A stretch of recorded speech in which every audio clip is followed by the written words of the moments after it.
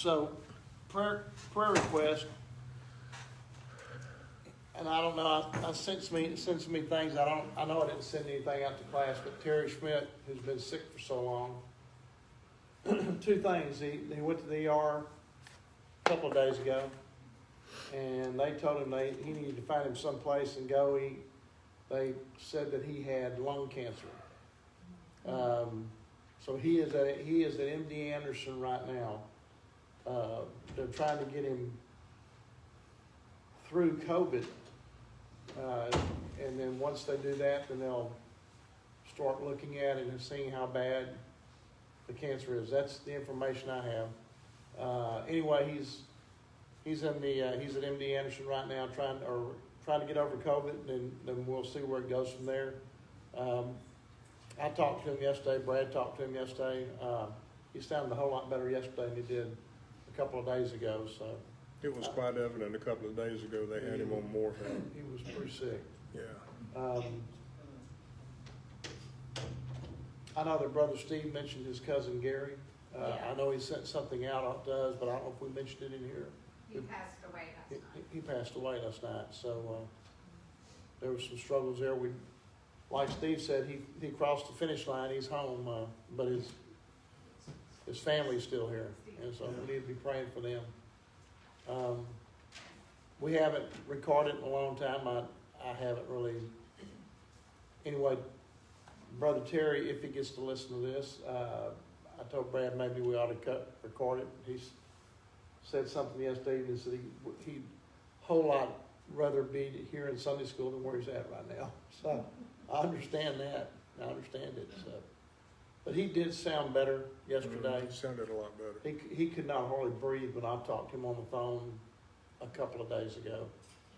And I'm just glad he finally, I know he's been struggling for a couple of months or more. It's a couple of months worth And of finally, it looks like he's finally going in the right direction to get some help and get it figured out. So, anybody else?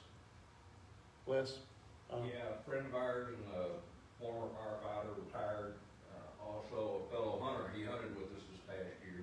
Farrell suddenly passed away on Friday morning in his sleep of what appears to be a heart attack. And so the Farrell family needs prayers for the sudden loss. And he had not been sick or anything like that, so it happened. Melissa? I have a friend, Diane, she had COVID, her husband had COVID when he died, yesterday morning.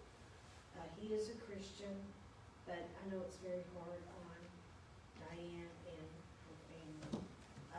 Schlechte, Schlecte. You. Write that again.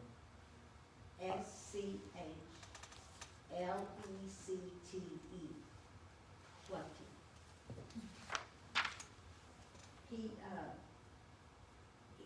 She had COVID really bad, and he didn't want, he had fever and different things, and several weeks ago, he didn't want the ambulance people to be exposed, so he walked himself to the hospital.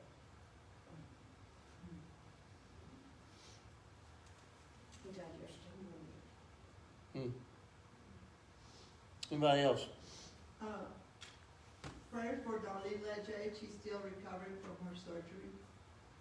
I think she told me this a couple more weeks she should be back close to whatever normal is.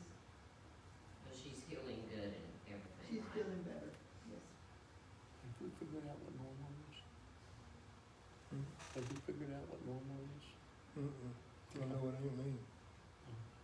When you figure out what normal is, let me and Brad know, because we don't For know. her, it's getting up at 5 in the morning, Oh, yeah. going to boot camp and all this stuff. That's normal? That's for her. Yes. I don't want that kind of I will normal. never. That's why. I don't want that kind of normal. I can describe abnormal. What? I can describe abnormal. Abby normal? Yeah. Right now. That's what we were just discussing. We were just discussing that. We were just We're discussing way ahead that. of you on that one. We should have stolen his thunder on that, because that's what we asked, what's normal, because we don't know. I think Warren should be the third one up there with that. We've He been would trying. fit We in. hadn't, There's no doubt he'd fit in right in the middle. There's room. There you go, Bubba. anybody else? Well, that's a good thing. We don't have very many. Billy, why don't you pray for us, please? Heavenly Father, thank you for giving us this day. We just enjoy coming to study your word, to hear the lesson, to hear the sermon. It just gets us through the week, dear Lord. I know for myself, I couldn't make it a week without hearing something. Lord, I want to be with those that we mentioned this morning, especially those that have passed away and gone on to your heavenly home. We know they're in a better place, but like Alan said, it's still hard on the family that's left behind. We know they'll see him again. Just don't know when, but we just thank you for the possibility or the promise that will happen. We thank you, dear Lord. Amen. That's something to think about, you know, that promise of getting to see him again. And let me just say this, we'll be in a whole lot better shape than we are now. Wouldn't take much. How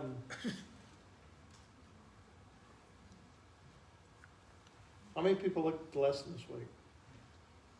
Golly. Good. Did we read it? I didn't looked at it. I didn't ask you that. I've come to the conclusion, I keep shaking my head on these lessons where they leave a lot for you to go look at. You need to go look at a whole lot more than what they give you in this lesson to get you where they want you to be in this lesson. And we were at a thing last night and Terry Graham was there and she looked at me and said, won't you, I'm not sure, but I think her words were, she didn't know, evidently she didn't know who she was talking to.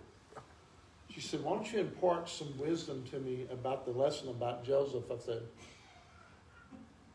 What were you and him buddies or? That's what I said. I don't think she knew who she was talking Obviously, you have him mistaken for somebody else.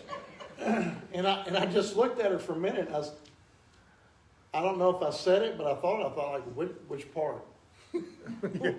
Which part? And so, I don't know. I thought about that. I threw some things at her that just popped up in my head at the time, and actually it really got me to thinking, and I wished I'd have thought of it then, but I thought about it. I was thinking about it on the way home from that little party, and then I thought about it some last night, and then I didn't. Last night I got wrapped up in watching football, and believe it or not, I'm watching football. I'm still thinking about it in my head, but I should have wrote down what I thought about. But one of the things that caught me is we're always asking those questions because we had that little bit of discussion. She goes, one of the things she says, why don't you think once Joseph got there, if you ever studied Joseph, we probably maybe already had these thoughts, but why do you think that when Joseph finally got to where he was at, the status that he had, why didn't he go back looking for his brothers and family? Why didn't he go find his dad? Why didn't he go find his mom? Why didn't he go back and try to get revenge on his brothers? Why didn't he do that?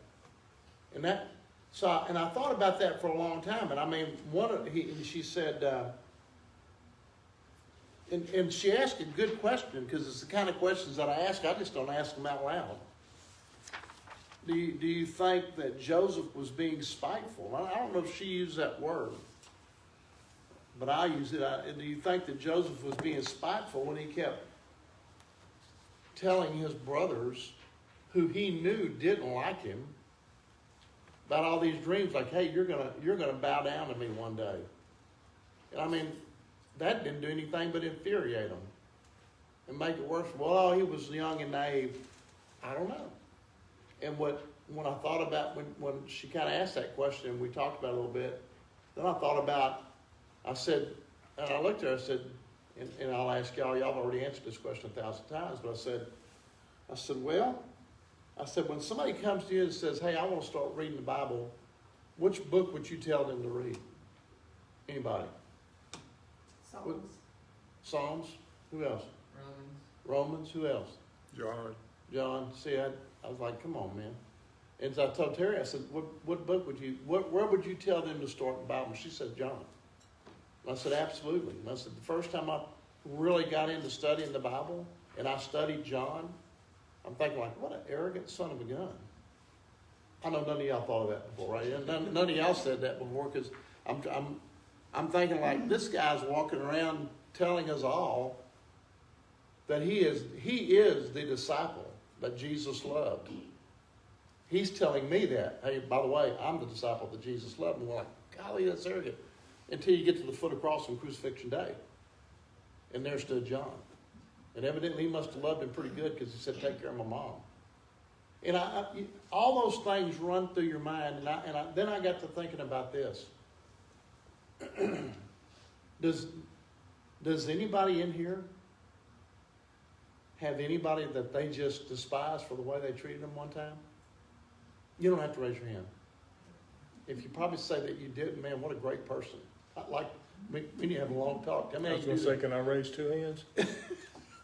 Tell me how you do that. When you have somebody that was family or somebody that you trusted that just flat did you wrong, how long did you dwell on it? And are you still dwelling on it? I guess. Anybody? I think in the back of your mind, you will always have that. You know. But that's good. So, but you put it in the back of your mind. Sooner or later, you don't dwell on it no more, right? And then every now and then it'll pop up, and you think, "Golly, wow," you know. But you don't dwell on it. Triggers. We have triggers that bring certain things back, and then if we're not careful, then we start dwelling on it all over again. I think it's a constant process sometimes when it comes to forgiveness. That. Oh, you mean we're supposed to forgive them? Well, we're supposed to. We're supposed to find a way to forgive them. But like I said, certain things in life come up, and that's how the devil creeps is in our minds. And that's why we have to be so diligent of protecting our hearts and our thoughts. Because people will do us wrong in this life. On the same token, because you're right, we do have triggers and it brings stuff back. How many times have you looked back on something that happened to you where you felt betrayed or wronged or shut out or whatever it was, but you look back on it and go, wow, I'm kind of glad that happened. Because of that. Because you learned a lesson. Well, you learn a lesson, but you look back on it and whatever it was, it ended up turning out better for you. Well, the title of the lesson is The Pitfall of Betrayal. And Kim says those triggers are in your mind. There is people. So a couple of things. One of the things that got me started down that path is when we read about Joseph, we read the story. Okay, some of y'all can read a lot faster than me. Me and Brad have been talking for a long time. I'll read something, and a lot of it will stick in my head, and then I'll go back sometimes and then study it. But I'm going to read it first, okay? And I think sometimes we find ourselves guilty of, me mostly, I find myself, for some people, you know how easy it is? I can just envision Melissa sitting down and reading, because she loves to read. She could probably read a couple of chapters quicker than I could read a half a chapter. But you read or you think about these things. We read about Joseph and it's like, boom. This happened over a very long period of time. And I start out asking the question, how many times have you been done wrong? Number one, I like what the author says. There's certain people you just don't trust, therefore they can't betray you. Because you're not going to trust them anyway.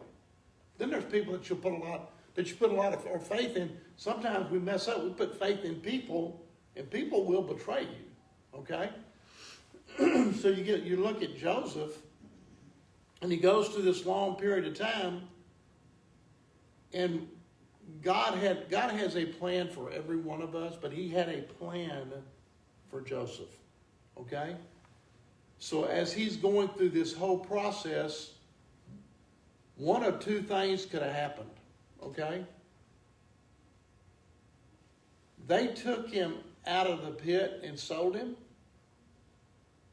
But it's a good thing, I'll just say it this way, it's a good thing that his mind and heart came out of the pit with him.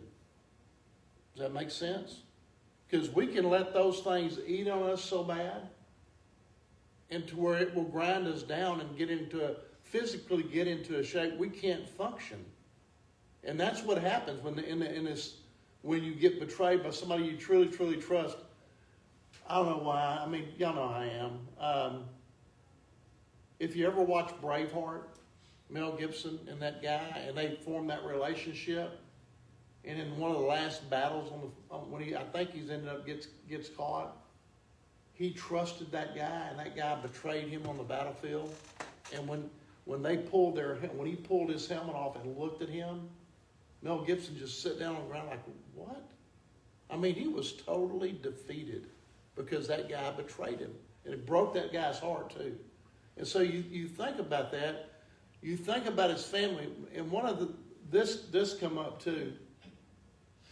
Just jump in anytime because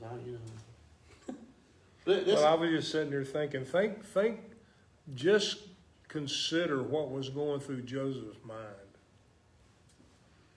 Now, I don't know whether he was being cocky because he was the favorite. That too. It doesn't, the story doesn't lend itself to that. The way I looked at him was Joseph he's like looking around going, what did I do? You know, y'all just pick on me constantly, and I have done nothing. You know, I'm sorry Dad likes me better than he likes you. That's Smothers Brothers. Mom liked you best. You know, but so he's sitting there. I haven't done anything. I'm just existing. I'm trying. What did he do? He went, 60 miles to go check on his brothers to make sure they were okay. And what'd they do? Threw him in ripped his coat of colors off of him and threw him in a pit. Now think about what's going through his head at that point in time. And the fact that he came out of that pit, got sold and sent to Egypt, and apparently didn't have it in his heart to go back after he gained power and wreak vengeance on them. Well, he did a little bit there at the end, but the fact that he didn't do that says something about his heart. It says a whole lot about his heart. But you know, he had the dream that he told them that they would bow down before him. Had two of them. And so he didn't need to go exact revenge. He knew that they were going to come, eventually they were going to come to him. You know, I looked at something else too, and he told Jacob the same thing. He told Jacob about that dream. Mm-hmm. Said y'all are gonna, and Jacob didn't like it. Jacob didn't like it either. So let's step back for just a second. So this whole thing reeks of it. If you read the whole thing, Jacob's got at least 12 brothers. I'm going to go four wives. He's got a wife, 2 wives, and at least 2 concubines. He has evidently 12 boys, okay? Well, he got tricked into marrying one daughter. He wanted to marry the other daughter. He marries her and serves his term out for 7 years. Then he marries Rachel. Rachel can't give him any kids. Then he's having kids with their handmaids and all that. It's like, this dude's messed up, and it's Jacob. So anytime you think you're really messed up, there's plenty of Bible characters that are great guys, and they're messed up too. So you look at all of the stuff that's going on. Here's that word. The whole family was dysfunctional, okay? And me and Terry kind of hit on that just a little bit. And I'm a big believer in, I'm a product of and a big believer in, you can get in that lane and blame it on your parents or your grandparents and just become completely dysfunctional and not do anything. But that's because that's what we chose to do. You don't have, just because your genealogy says this is what's going on in your life and you're going to be the same way. No, you don't have to be. It's your choice. It's our choice to either be that way or be some other kind of way. And we got it going. I got y'all going in the right direction, where I just feel like that Joseph gets sold. He's going through all these things that happen to him over a period of time. It's not happening like the way we're reading it, just boom, boom, boom, boom, boom. It's all happening.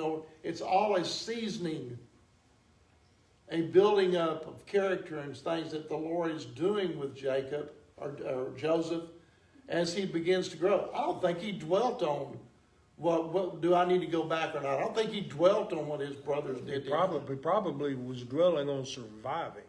In the very beginning. That's a good reason not to dwell on that. I mean, he's been sold into slavery. His main priority is, I got to get through this. I don't have time to worry about nothing else. I agree with that thought. And we know from reading the story that he was relying on the Lord to take care of him.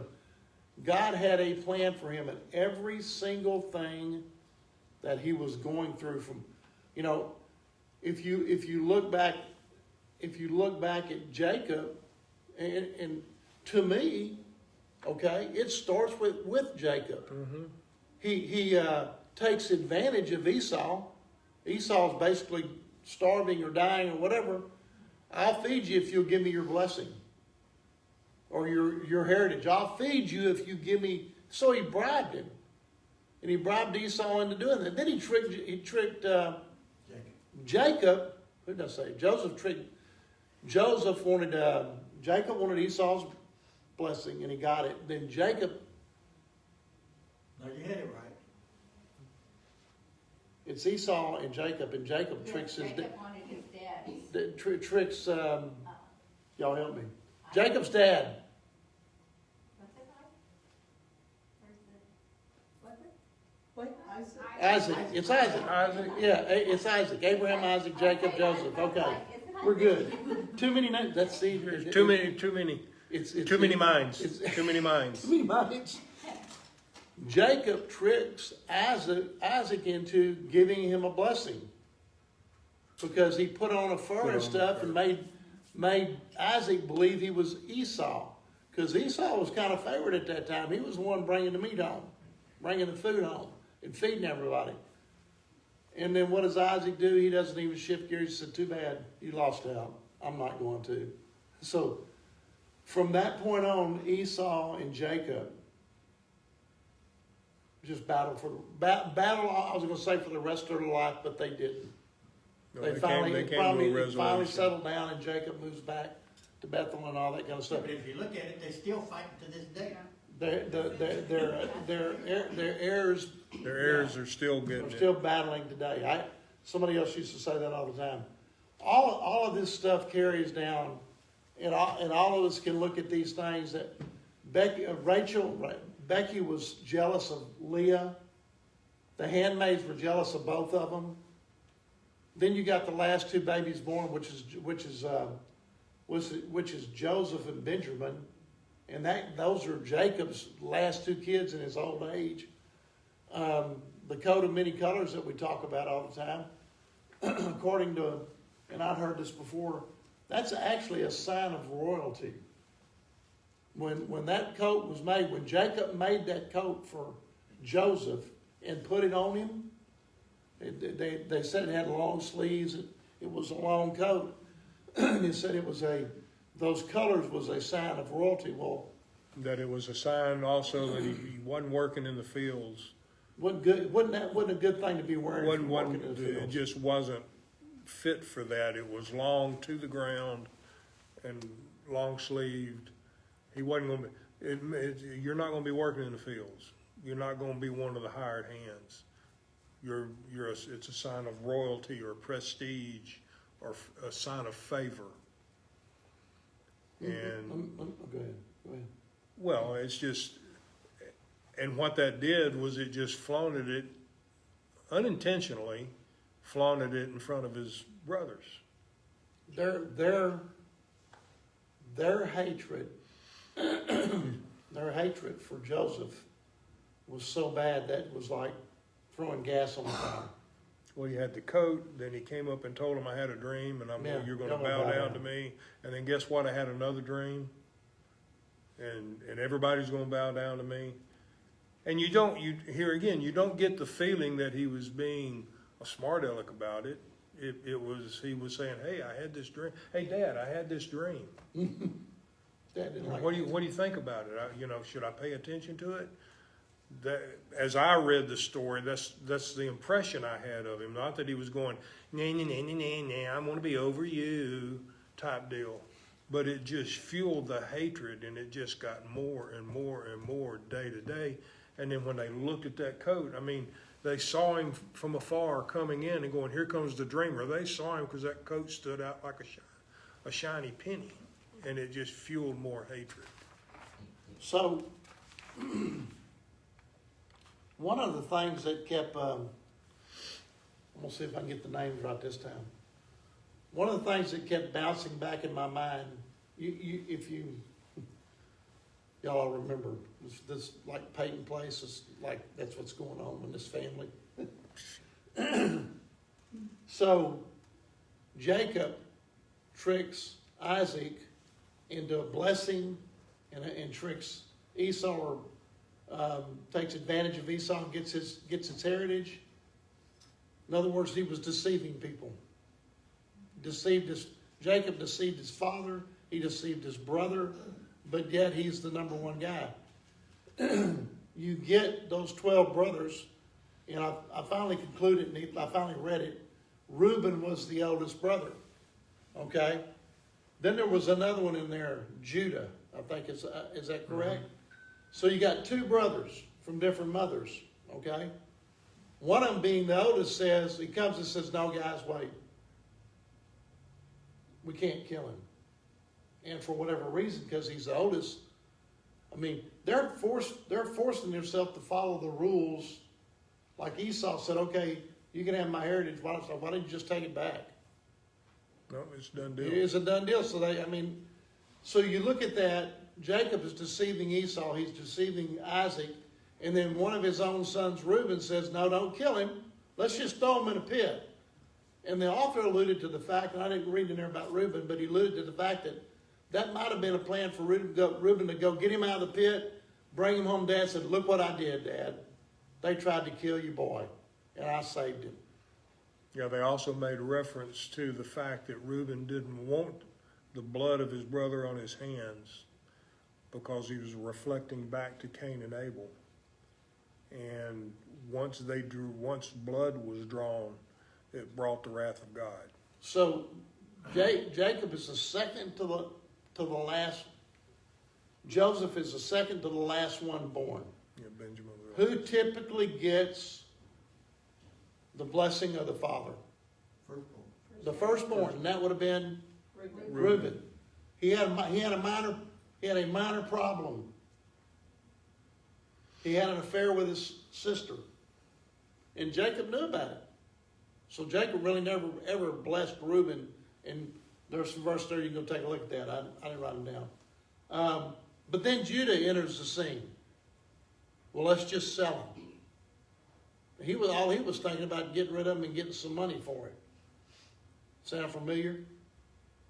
So when we look at Joseph, the history of Joseph, and I hadn't even mentioned it yet, and I've talked about it all through the Bible. All through the Bible, these guys, these men we study about. Who is Joseph a picture of? Christ. It's a picture of Christ. And why is that? He was hated by his own. He was despised by his own. Betrayed. He was betrayed, Sold. sold, beat. How many pieces of silver did I don't know. Judas get for? 30. Judas did, yeah. Did we find out how much Judah got? Judah got 20. That's why I was thinking for a minute it was the same amount, but I said all that about Reuben, and I said all that about Judah. Joseph could have been just like all the rest of them, but he wasn't. And you said, well, golly, God had his hand on Joseph. Well, God has his hand on every one of us if we choose to accept him. And he's got a plan for every one of us. But then again, there's that deal called choice. So, whether it was out of fear, whether it was out of understanding, when we sit down and read these stories about these guys, people like Joseph and Isaac and Abraham and so on and so forth, everything that happens to them in their life is for a reason, okay? I mean, who would have ever thought? And he called himself this. Who would have ever thought that Jesus would pick a guy like Saul to be one of the biggest missionaries, one of the biggest evangelists, one of the biggest preachers, all these several books in the Bible? Who would have thought he'd pick that man to be what he was? And that's because God had a plan. He had a plan for Joseph. He had a plan for Paul. He has a plan for us. And he can't work his plan in our life if we get self-defeated and mire in the pit. Which is exactly what happened to the brothers. Joseph didn't get caught up in that, and look how it turned out for Joseph. I thought about something I did not know. How many of y'all knew if you looked at the lesson? It's the first time I'd ever heard about shepherds going around and digging those deep pits. The pit he was in for water, and I'd not seen that before. And I'm thinking, like, did they throw him in a pit that he had already dug? Basically dug his own grave. And that's what popped in my mind. And they threw it in the pit, but evidently the pit was so deep that you weren't going to get out of it. There wasn't any way you were going to get out of it without help of somebody getting you out of it. So when they saw that group of another thing too, Ishmaelites or something like that. Where were they going and what were they selling? Spices. And then they said those spices, and there's a comment in there that if a fly gets in the ointment, all of that spice is ruined. And it was kind of, there was comparing that scenario where Joseph is carried off to Egypt by a bunch of spice dwellers, and then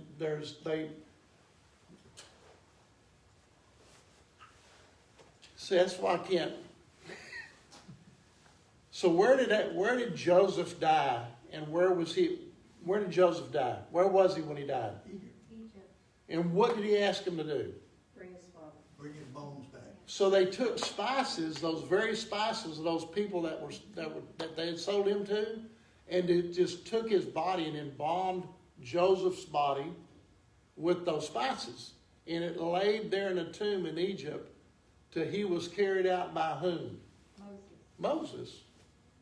The stuff, hey, you can't make this stuff up. You just can't do it. It just my mind, the more and more that you go, and the more you dig into this Bible, it's completely consistent all the way down the line, from the beginning to the end. And you can take a story of one guy and wrap it all the way back to another direction, and it always comes out the same way. It's all consistent. Every bit of it's consistent. You know, who even knew who Moses was when Joseph was alive, when he lived his life and died? Who even knew? And then Moses leads them out, and they, just as they promised, they took his bones. Jacob asked to be buried back in Bethel, back where he came from. They took Joseph and buried right next to his father. So, and I remember reading that one other time when I was reading through Genesis. So it's all consistent. One of the things, I guess, the thing that we need to get out of this lesson is, don't get trapped in that pit. Don't get trapped in that pit. Well, you know what? My life is just going to be. It's just going to be this way because my whole family was dysfunctional. My mom and dad were dysfunctional. It was all this and it was all that. So I just don't stand a chance.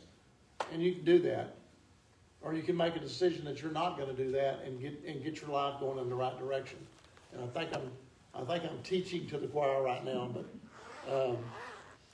it's amazing to me when I talk about the things that when I was growing up, and one of the things we talked about at our anniversary party, which I thank all of y'all so much for.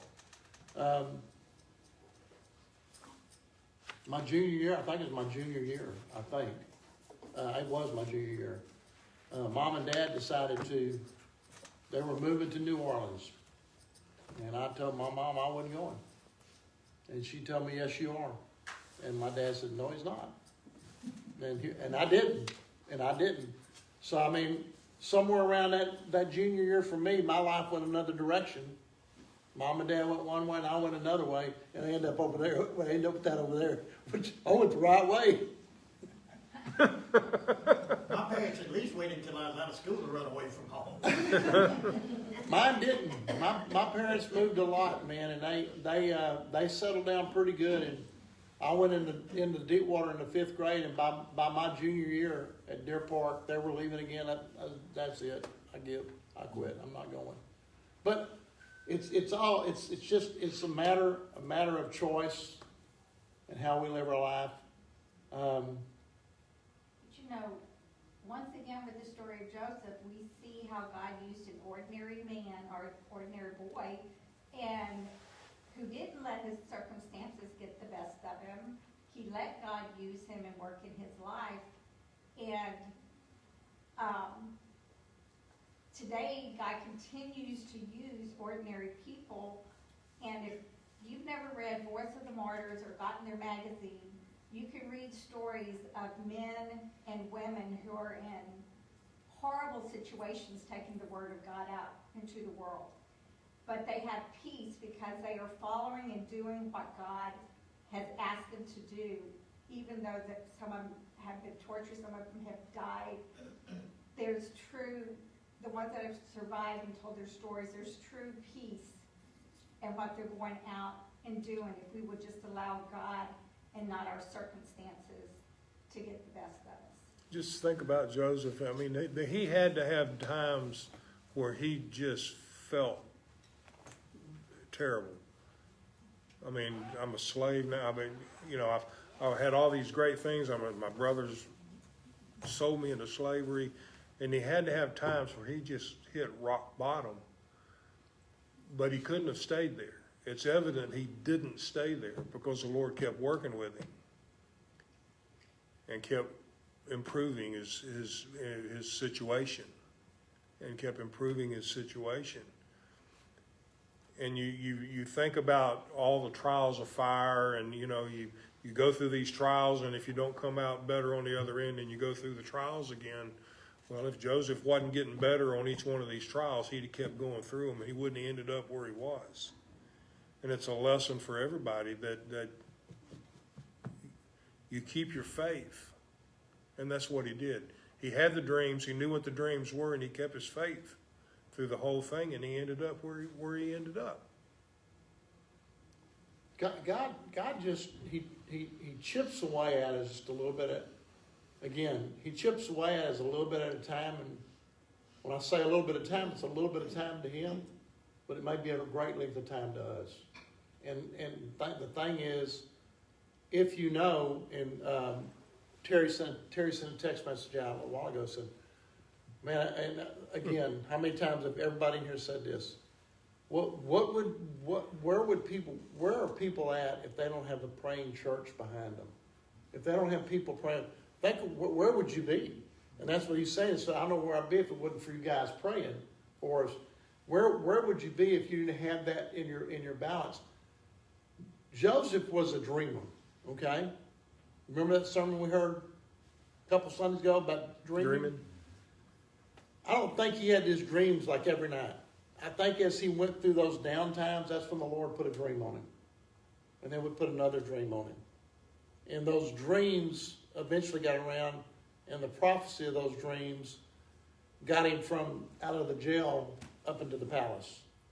But I think God just guarded over him, just like He does us. When we know at the end of the day, we're going to get tested, we're going to get tried. Again, the question for us is, what are you going to do in the middle of the circumstances? Are you going to listen? Are you going to pray and listen to God, or are you going to let the circumstance eat you up? And I mean, we heard that yesterday. We've heard that story time and time again as we watch people go through trials and say, "Why me? What's going on?" But they make it through the trial and come out on the other side. And that's what he does. That's what he's supposed to do. Steve, pray for us, please. Father, I thank you, Lord, for this day, Father. I thank you, Father, for the lesson, Lord. I pray, Father, for just, that we apply to our lives, Father. I thank you, Father, for watching over us and giving us a good day today, Father. Lord, I do pray for Terry, and, Lord, I didn't hear all the other requests, but I pray that you lift him up, Lord. Lord, I pray for our pastor this morning, just use him, Lord. I pray that you just preach through him, Father. Lord, I thank you, Father, for a young lady and 4 kids that visited last Sunday are here this Sunday. Lord, I pray that you just touch their hearts. Lord, I pray that you just be right in the middle of that situation, Father. Lord, use us today, Father. Lord, I just want to thank you and praise you, Father, for all that you've done for us. In Jesus' name.